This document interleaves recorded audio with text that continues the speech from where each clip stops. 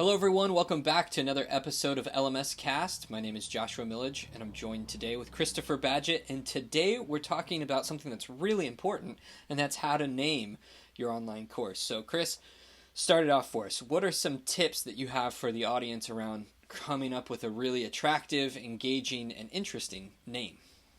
Awesome. Well, this is a great question. And just like writing a good email and writing a good subject line, or if you're writing a book, how important the title is. Naming your course is extremely important. And it's also much harder than it sounds. So my first tip is to just take a moment, relax. The naming process is going to take some time, and you might not even name your course until after you create it. So that's one way to do it, and let the name kind of emerge as you create your lessons. But there's definitely some other rubrics we can look at as well. Yeah, I think one of the things that I really like to do is think about how the name rolls off the tongue. And yeah, say it out loud. Say it out loud. You got to hear it. It may sound great in your head, and then you say it out loud, and you're like, oh, that doesn't quite roll off the tongue or whatever. Yeah. So a number of people will say, well, most people aren't going to be reading my sales copy or whatever out loud. So does that really matter? It does, because you still hear it in your mind's eye and in your brain.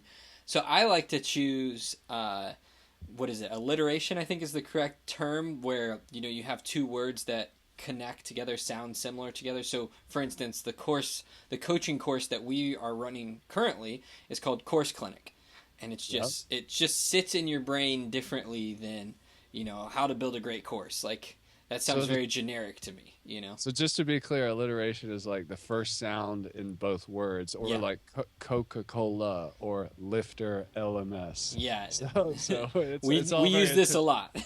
Yeah. Or something that has just kind of rhymes or flows together nicely. So I have a product, I manufacture door stops. I know it sounds really sexy, but one of the key things when I was naming that product was making sure that it sounded great and it was fun and different than all the others. So when you type on Amazon door stops, it's like standard hardware door stop. When you get to mine, it's the Beaver Dam Door Jam. So yeah. It's totally different. It makes you stop for a second and go, why is that? I mean, how is that? That's got to be different. It's just the name. It's got to be different. I got to click on it. So I know that rhyming is good. Like damn jam. That's door jam. Yeah, it's kind of fun. So those are things that I like to play on. I love what I heard Kevin Rose say it first. I don't know if he's the one who created this technique, but he always called it the crowded bar technique. And this is applying to startup names. But you should model your course around this. So for him, it was, if you're in a crowded bar and it was really loud, could you tell someone who is standing next to you what your company's name was, and could they remember it and spell it? And so for him, if you look at Dig or Milk, or now he has a new one, it was always very short, succinct things. Now, I don't think that that's not... Like, a lot of us don't have hundreds of thousands of dollars that we can throw at URLs like Kevin can, but I think it still rings true. You want something that's so impactful that even if we were in a crowded bar and I said Course Clinic, you could remember that. I mean, it's not something that would how to build an online course. It's like it's easily forgettable. Where am I going? What URL? Like courseclinic.com. Boom, that's where you go to check it out. So it's one of those things that I think consider that technique too, because it can be really powerful for creating something that's impactful. Another way is you can actually forget this techniques that we've shared so far and actually go for a more longer form. It's not my preference, but I do see how people can do that. It is, the key here is to not be generic, but be specific in what you're teaching. So my buddy John, he has a course that's how to connect with influencers. So it's not my personal preference on how to name a course, but you know exactly what you're doing in the course. There's no questions around that. There's no if, ands, or buts on where to go to find that. You could type that in Google, it would come up. Now, I'm using the example of how to build an online course. You type that, that's so generic, you're going to have a number of other things ranking.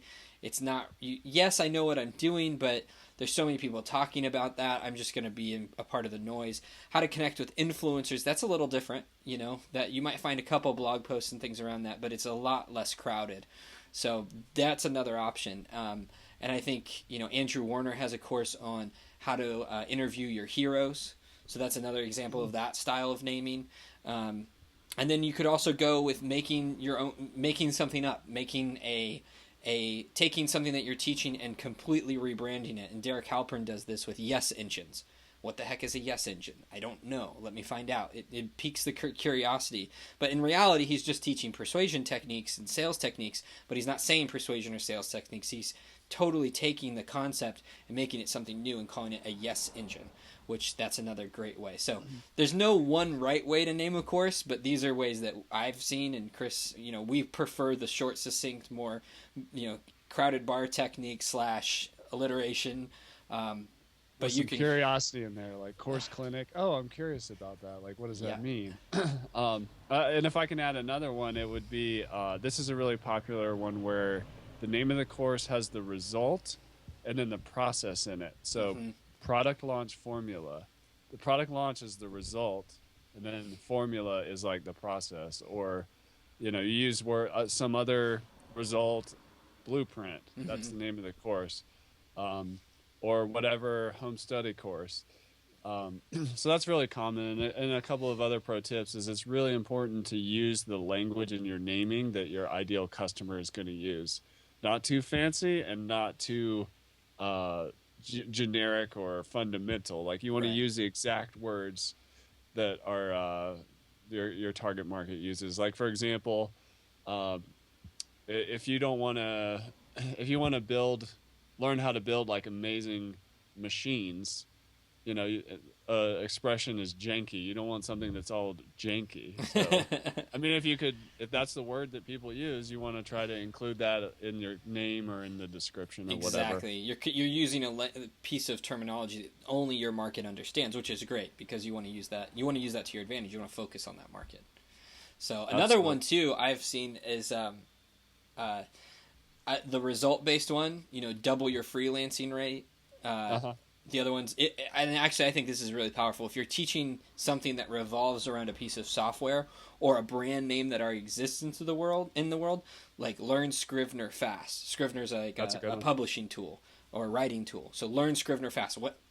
There's no question about what I'm going to learn in that course, And that's also a very easy URL to find, learnscrivenerfast.com. So those are some other ones.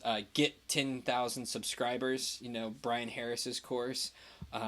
SEO that works, Brian Dean's course. These are all very like focused, results based, and they're kind of creating a brand. So that's a great way to go to. The brand is a great thing too. Like we both like Bulletproof Coffee. The Dave Asprey, the guy behind that, has created a brand which often has like a noun and an adjective associated with it. So he's always using the word bulletproof and then often uses the adjective upgraded. So everything, he has upgraded coffee or he has bulletproof coffee. But that, I think he's a master of branding, and it's such a good example of a well-crafted brand. So the course could be generic, the name, but it would be bulletproof whatever, or whatever your adjective is that embraces your brand. Yeah. This is good. Man, we've given a lot of idea seeds for people to munch on and figure out how they want to name their course. I'd love to hear from you. If you can head over to our YouTube channel and leave us a comment on this video, that would be much appreciated. You can always reach me at jmillage, and Chris, you're at Chris Badgett on Twitter, and we're pretty active over there. And also, if you haven't heard, our plugin, which was $149 a year, is now free, LifterLMS. So if you haven't downloaded LifterLMS, you're crazy. You should go download it, install it, give it a try, and if you're a developer, help us make it better. It's an open source project now, so we want to see people get involved from that angle. So, Chris, any final thoughts for people who are interested and curious about how to name their online course? Yeah, I just say head on over to Amazon.com, go to the nonfiction books, and look at what the bestsellers are and how they're titled, and you'll start to see good naming and action, and Yeah. also taglines that go with. You can have a course name and then a tagline, just like you can have a book title and a subtitle. So get some information, get some inspiration from the book publishing industry. That's a wonderful tip. Wonderful tip. All right. Well, thank you all for watching. We'll talk to you next week.